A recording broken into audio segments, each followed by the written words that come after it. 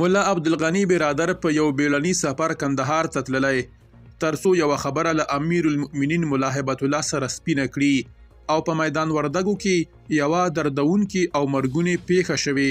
درنو لیدونکو ستړي مه شئ. راپورونه وایي مولا برادر کندهار ته تللی ترڅو له مولا هیبت الله سره وګوري او پر بهرنیو ټولنو د بندیز په تړاو وروسته خبرې وکړي.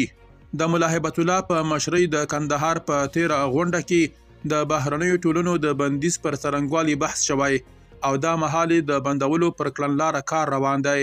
مولا برادر هڅه کوي امیر المؤمنین مولا هیبت الله قانع کړي چې له دغې پریکړې څخه یې وګرځوي ترڅو خپل لړزانده اقتصاد له سقوط څخه وژغوري.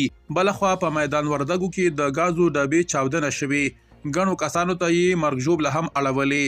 په میدان وردګو کې د اسلامي امارت ځایي چارواکي وایي چې په دغه ولایت کې د ګازو ډبې چاودنې له امله یو ماشوم مړ شوی او 7 کسان یې ژوبل کړي دي.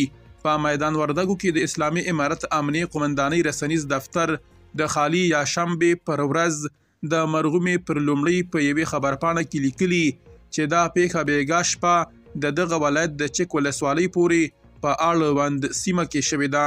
د خبرپاڼې له مخې د پیښې ټول قربانیان د یوې کورنۍ غړي وو.